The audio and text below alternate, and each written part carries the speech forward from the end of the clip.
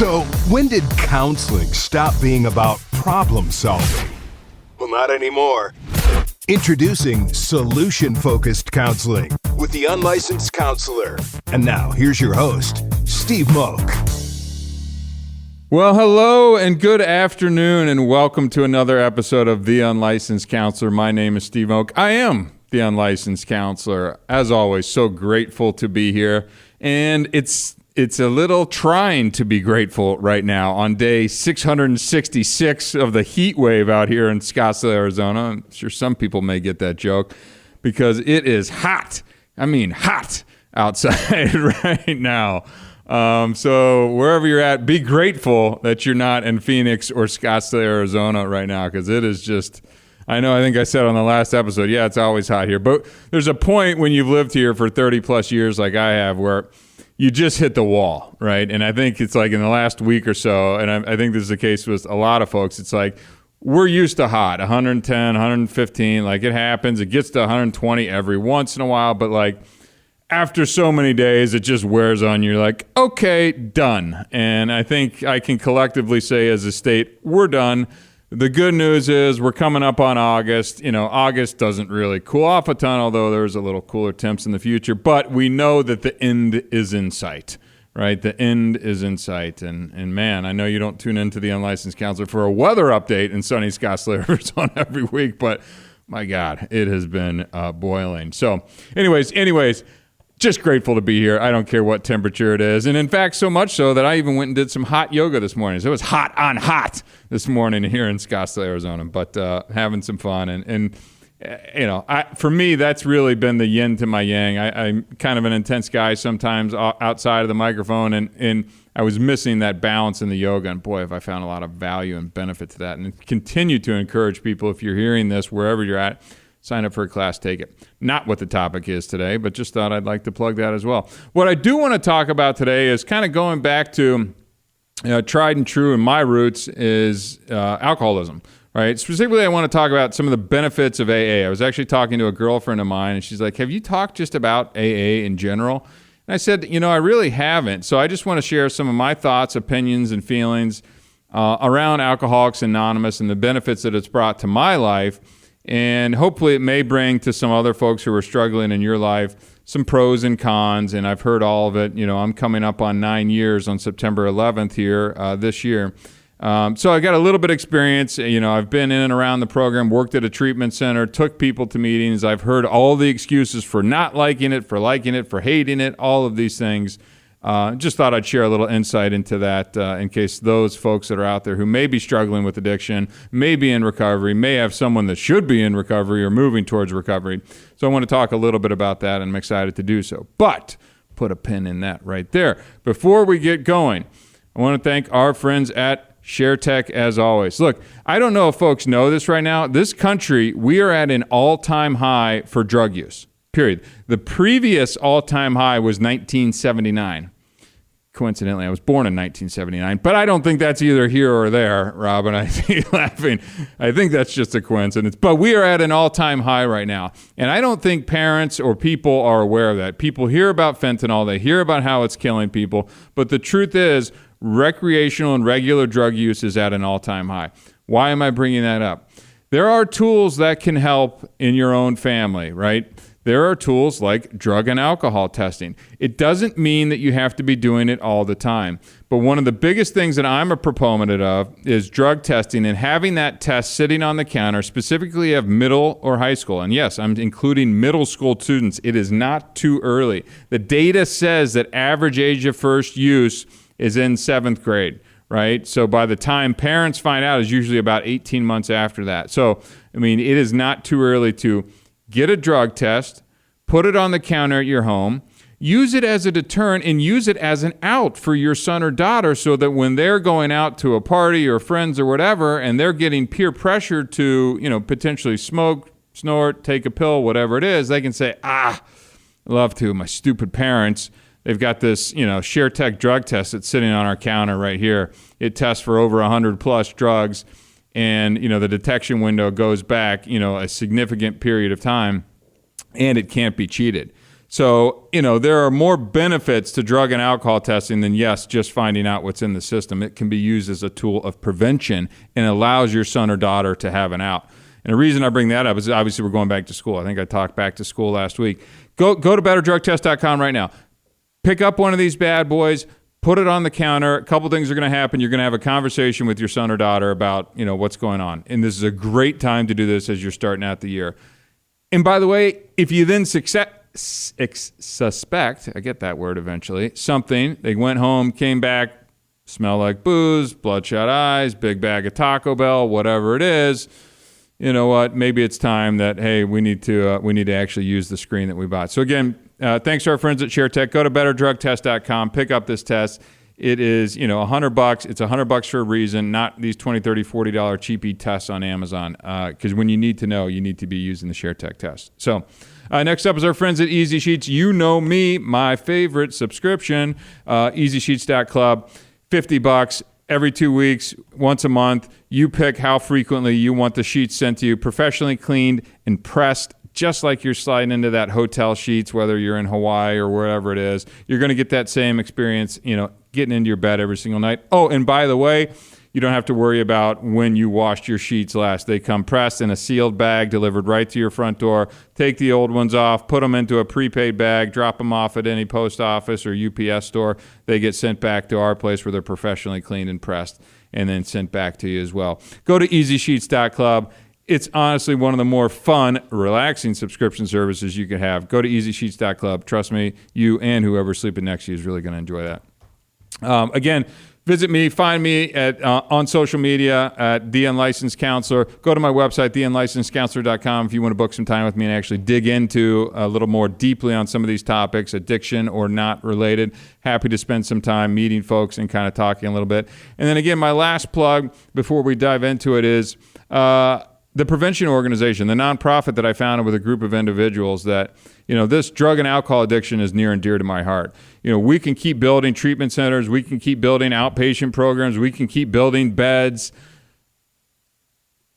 There's only one way that is 100% proven to never have addiction issues, and that's to never start, right? So we started an organization called Hard Stop.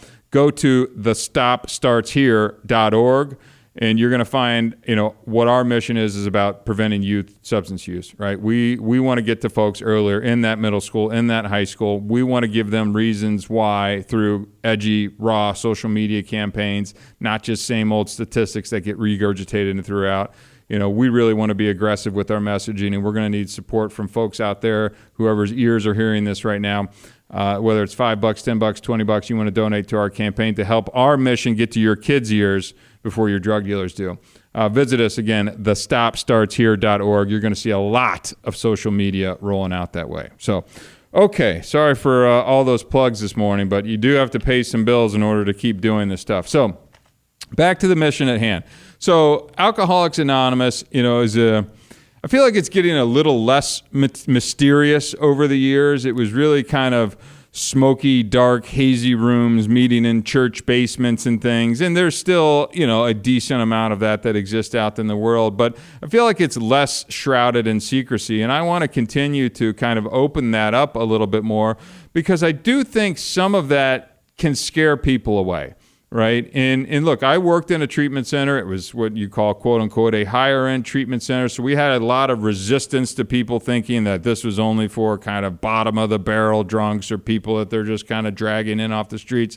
And there is some of that. And that is the beauty of it, of how it puts people from all these disparate backgrounds together in a room to share their experience, strength, and hope. And I think that's where the power is. In these rooms is really the person who's 17 minutes sober and the person who's 17 years sober, and kind of bringing them together and putting all this other stuff aside and being able to check the ego. So I just want to spend a little bit of time talking about my experience in AA, and I'm not going to go through the 12 steps and things like that. If you want to Google it, great. If you want to go to a meeting, even better. Look, if you're thinking about you may have a drug or alcohol problem, you're more than welcome to just walk in the door and kind of put your hand up or sit next to somebody and ask them a couple questions. if you're just curious about what the organization does, you're more than welcome to walk into the rooms as well too and just kind of learn, hear, and observe. You don't have to do anything. You don't have to give any money. You can just show up. It doesn't cost anything, and just kind of learn about what goes on. And I encourage people to do that. When my journey in drug and alcohol addiction started again, I think I even talk about it in episode 1. I'm not sure what we're on, episode 20 something or something now, which is kind of crazy in and of itself. But I remember the very first time I ever walked into a room at AA. There's a North Scottsdale Fellowship Club. It's right off Scottsdale Road and Shea. Sorry, super hyper geographic reference. It's not going to apply to everybody, but if you're ever in town, it's right next to a bar, shockingly called Ernie's Inn here in Scottsdale, Arizona. That's a true story. I spent a lot more time at the bar than I ever did in the AA rooms initially, right? But I think it is kind of ironic how it is sitting right next to that. But I had just gone through treatment. I had crashed and burned in my freshman year of college up at University of Colorado, where any good pot-smoking drunk would go. And the year was 1998. I crashed and burned. I wasn't even 20 years old yet before I had to come home and enter an inpatient treatment center in a place called Chandler Valley Hope. I think they're just called Valley Hope now. And when I discharged from there, I was very excited about my recovery, and I'd been exposed to AA through the treatment center program that I was going. I didn't live in that part of town, so when I was back, I had to find kind of a new area, a new group to start attending to. Well, I was 20 years old. I was still nervous and intimidated by the whole thing. I wasn't with kind of the treatment center, the white van groups that pull up and kind of drop people out and smoke and then go into meetings and then come out and smoke and leave, right? That I had to ask my mom to come with me to my meeting. I'm thinking Joe Cool, tough guy, and here I am, kind of sneaking in the side door at an AA meeting, and I had to drag my mom to it, which actually it was whatever gets you in the door. But it also got her exposed to kind of what goes on in those rooms as well, too. And she actually attended more than one meeting over the years with me as well, too. And both my parents have actually as well. And I think it's kind of, neat to be able to include others in the process and, again, to kind of demystify it. Because one of the things that I firmly believe in AA as well, too, in terms of, not just the not drinking and getting better part, is I just feel like it is a healthy way to live, right? I think it's a healthy way to live for anyone, whether you are a recovering alcoholic or drug addict or whatever. I just think that there's principles of accountability, responsibility, peer support, kind of experience sharing, camaraderie, emotional catharsis. Like there's all these things that kind of just help kind of broken people like myself when we walked into that room start to rebuild their lives. And I've often said that I don't think we should just be holding it back just for, people who are in recovery or who want to stop drinking. I just think that there's a great way to kind of design a life kind of within those rooms that could be shared or applicable to others, right? So, something I wanted to kind of talk about today was just, the benefits of 12-step as a good way to live and really what that could kind of look like.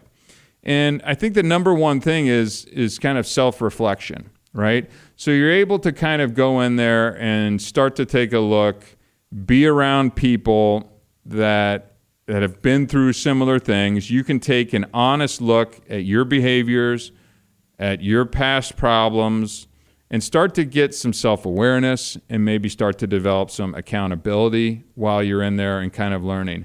And look, the cool part I think about AA as well too is you can just sit there and kind of soak it in until you start to get comfortable, right? You don't have to come in and just start spewing. Some people do, that's fine, a lot of personalities and opinions on the right way to do things and how you get old timers and grumpy people and new people who talk way too long, just like with any walk of life, by the way. So people get critical of AA, of all these types of things. And I'm like, you get that at church too, right? You get that in the office. You get that on your kids' sports team. So it's just a snapshot of life, but yet we have this one thing in common, that we all had a drinking problem at some point in our life. So again, as you're walking in the door and trying to find, kind of some reflection in there, let's try and eliminate the ego, take away all the other things that are trying to distract you, which is really your brain kind of saying, I want to focus on the negative here so that I can kind of position myself as differently. I don't have to listen and, I can kind of push that off the side because it doesn't apply. try. And it takes a long time to kind of be able to quiet that noise down. But just try and get in there. And you don't have to say anything. Just be quiet, listen, and start to do some reflecting. And as you get a little more comfortable, I think you'll find that maybe you'll want to start chiming in. You'll start hearing some things. Maybe you agree with some things. Maybe you don't agree with some things. Maybe you want to ask some questions, right? And there's a lot of questions to be asked, and I'll start to touch on those things here in a second. But I think the next reason that AA is really a solid way to live is kind of the acceptance side of this thing, right? There's the whole steps process, what everybody's heard about, the 12 steps and kind of going through that and what that is. But, I just think there's a greater feeling that comes along with working through this process, identifying kind of your weaknesses, finding some humility, a little self-forgiveness along this way. We've all made mistakes. Everybody who's sitting in that room has made, a lot of mistakes, some more severe than others. They've lost a child because they were in a drunk driving accident, or jobs and divorce. I mean, we've all had those things when you're sitting in that room. And so I think it's really healthy to just try and start to find some acceptance. And again, you don't have to do anything other than pull up a chair when you get in these rooms right now. And I want to keep saying that as you go through it, and don't feel like you need to go in and just start dumping everything or you're going to get fixed right away.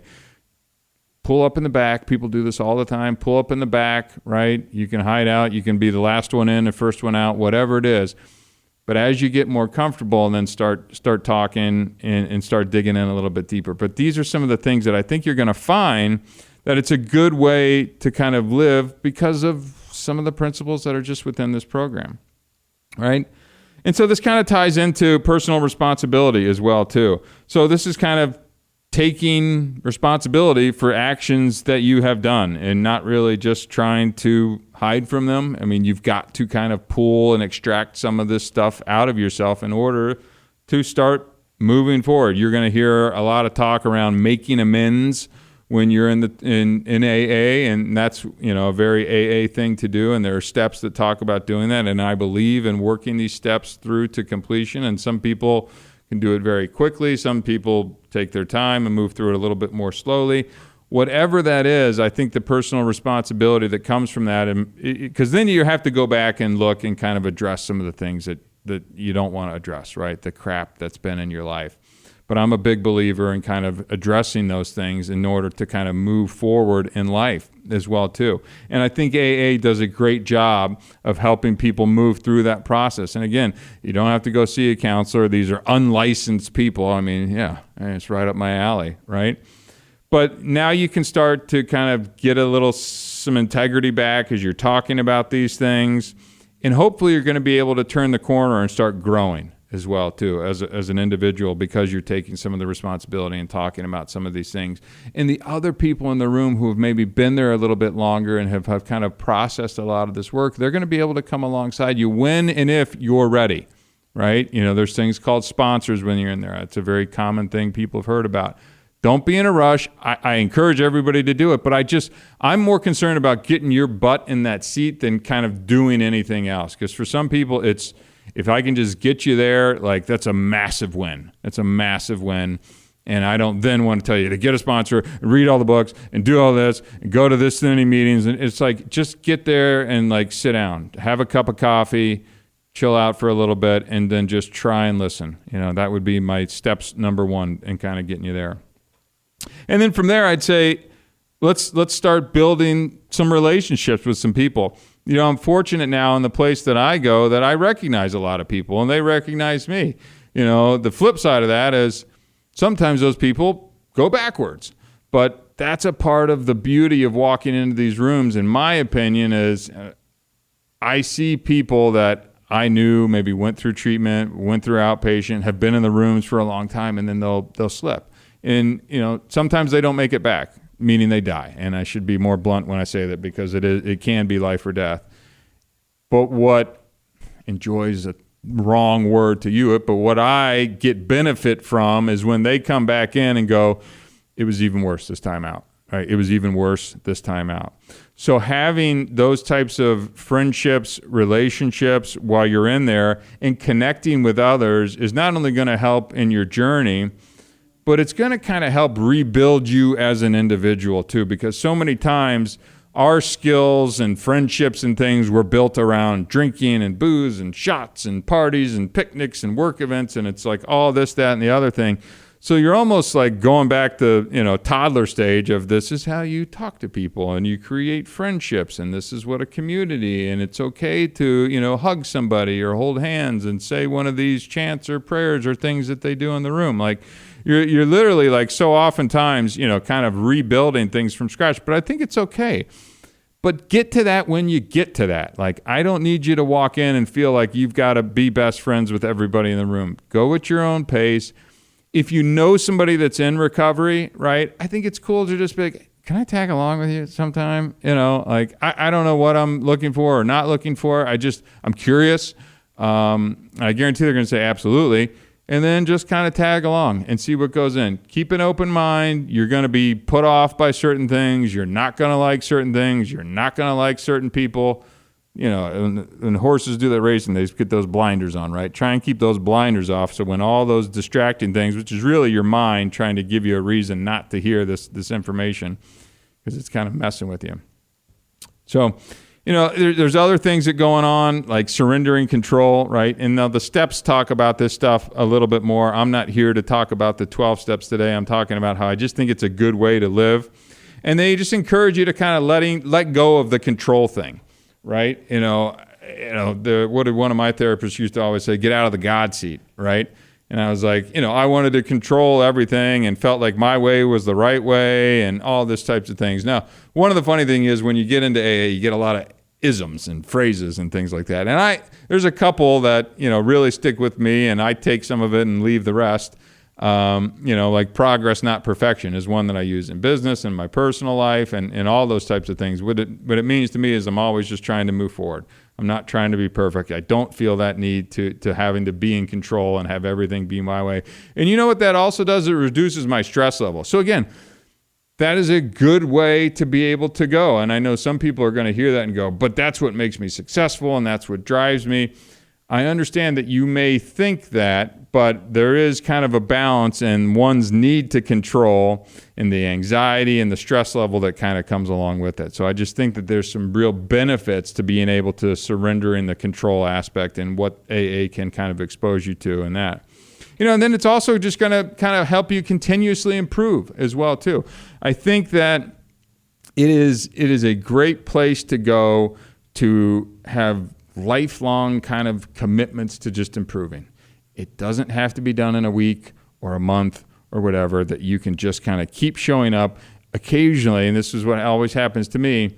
I'm going to hear something and go, oh, that's a great way of looking at it, or a great way of thinking, or I would have never thought of it that way, or it kind of challenges a preconceived notion or thought. And I'm like, that's something that I could take in my own life and apply it today and kind of put it into action. And there's so much wisdom that kind of comes out of these rooms, and wisdom from unlikely places, I'll say as well too. I always tend to go to Dennis Prager, right, for some of my wisdom as kind of America's grandpa is the way that I view him as. But all of a sudden, this guy who's kind of scraggly looking over here in the corner pipes up with something. I'm going, oh, damn, that makes a lot of sense. I haven't thought about it that way. And I'll immediately kind of file that away in my brain. I'm like, okay, that's something I can put in my pocket and walk away and hopefully take away from this meeting and kind of help myself and my journey, right? You're going to hear a lot of, just kind of skills, coping skills, just in terms around the drug and alcohol, side of this thing as well too. I think that's valuable. Obviously, it's valuable on the recovery side of things, but in terms of how it's just a good, healthy way to live, I just think it goes back to the control thing as well too. I think there's good stuff that could be applicable in terms of how you try and strangle hold of life. And just some other skills that kind of AA can inherently teaches you as you're going through the steps and kind of working on yourself as you get through this. I think that ties into the making amends part of this thing as well too. We've done a lot of damage along the way. People usually don't land on those rooms in a winning streak, right? So being able to acknowledge that, we want to try and find a way to reconcile that. What are some of the skills to help us do that so that we're not causing more harm to the individuals that we're out there trying to talk to, right? And making sure that our intentions behind those conversations are good as well too.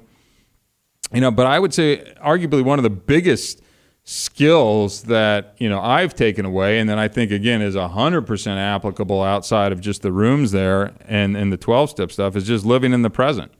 I mean, that is a a common thing now in the mindfulness movement and things like that. But I almost believe, I don't know if it stems or starts with AA, and it is so important for those of us because we get caught in all the stuff that we did and all the other people that we hurt, and then we get spun out on things in the future as well too. You mean that I'm not going to be able to have a glass of champagne when my daughter gets married? Well, she's 3, so that's probably 20-something years out, maybe more. Hopefully, I don't know. Is that something that we need to get spun out today on, or can we kind of worry about the things that we control and focus on being a little bit more here and now and present? You hear the phrase "one day at a time" associated with AA, right? I know it's a little overused, but what you would be surprised at is folks who've kind of walked that path, like I have myself. Sometimes those phrases and those things, as annoying as they can be sometime, are the things that we have to cling to when we're up against it, right? And when we know that we can get through today, or I can get through this next hour or 2 hours or whatever it is, that can give me the hope that I could just need to get through that. And if I have to get through it without drinking for that short period of time and not have to worry about making it through a week or a month or a year, like it kind of brings me back. And so that living in the present now really helps me, and it's something that I use really probably every single day. I don't know if I say the phrase "one day at a time" every single day like maybe I used to, but being here and now in the present and finding ways to kind of be present, which again for me now has taken on the form of yoga and sports and things like that, time with my daughter. These are things where when I'm in those moments, I want to stay in the moment, but I also want to recognize that I'm having one of those moments and I'm like, oh, I'm here. This is great. I don't have my phone. I don't have my notifications. Like it's just us and we're singing Let It Go or whatever the heck it is that we're doing, right? And you can just have that little joy that it brings you. And I think that's really important. And again, applies 100% outside of these rooms as well too.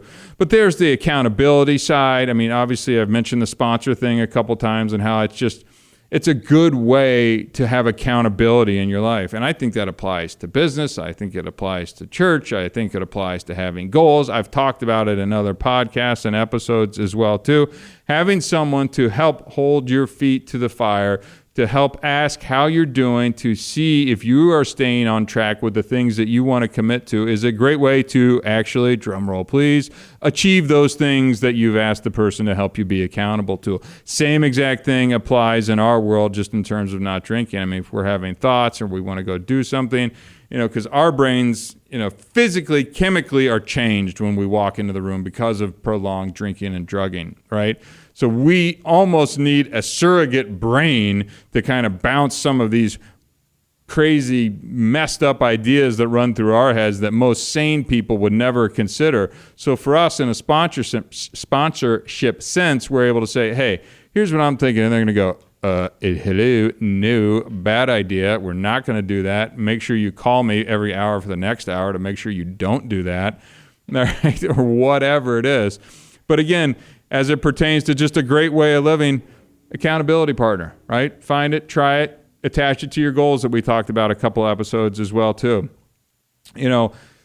Last couple thoughts on this as well too, and this is a big one with people refusing kind of AA or not wanting to walk in the door, is God, spirituality, Christianity, religion. What is it? You're forcing religion on me when I walk in the door. I mean, if I had a dime for every time somebody said that they don't want to pray, or that God, or I'm not religious, or I'm not this, or it's a religious organization, all I hear is, I don't want to do the work that it takes, and I want to keep doing what I want to keep doing. And by the way, if what you were doing was working so well, we wouldn't be having this conversation, right? So you got to be kind of open to a different approach. And people use the God thing all that stinking time to kind of bow out or get out of the AA thing. When really, in a nutshell, AA is about spirituality, right? You'll hear people describe it a million different ways in the room. It's just about believing in something else that's not yourself, right? Because again, our self and our decisions led us into that chair with usually a crap life.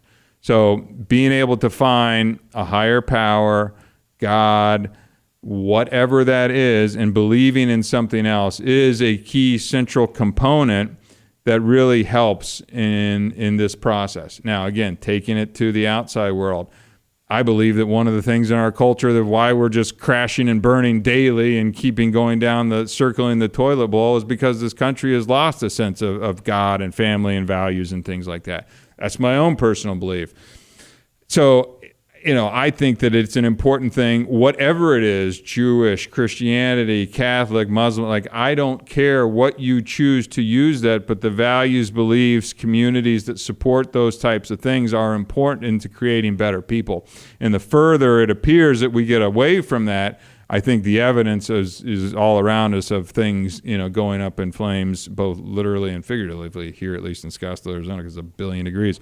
So I just think a spiritual connection, AA certainly wants to bring that as part of your recovery. I do think it's important outside of the rooms as well, too. But the number one thing that, the AA, and again, as it applies to the greater thing, is just helping other people. I was just reading another study that says, one of the best things that you can do to relieve anxiety and stress is helping others, right? The core principle of AA in terms of how you stay sober, here's a little secret. I say it at the end of the podcast, so you have to listen to the whole episode, is helping others, right? It's then turning around and you've got 2 days and helping the person that's got a day or whatever that time frame looks like. So encouraging others, helping others, being available to support. The principle is you want to help others, but the truth is you're helping yourself, right? The truth is that you're helping yourself. And again, how does that apply out in the real world? Go volunteer, go to the food shelter, right? And maybe, doing it on Thanksgiving or whatever is nice and Christmas, but if you can do it other times as well too, or coaching a kid's game or going to the old folks home and kind of, playing chess or Jenga or dancing with them, whatever the heck it is, doing stuff that helps others ends up helping you. That's really the secret, and the same thing applies in AA, and the same thing applies outside of the world too. So, again, this podcast topic today wasn't to dive into here's how to do the 12 steps and why AA is so great. I really just think it's a good way to live outside of this. So if you have somebody that you're thinking of as you're listening, shoot them this podcast, right? Maybe it's a fun little point of topic of discussion. You could talk over coffee or over dinner sometime. I hope you got a little bit of value and nuggets out of here.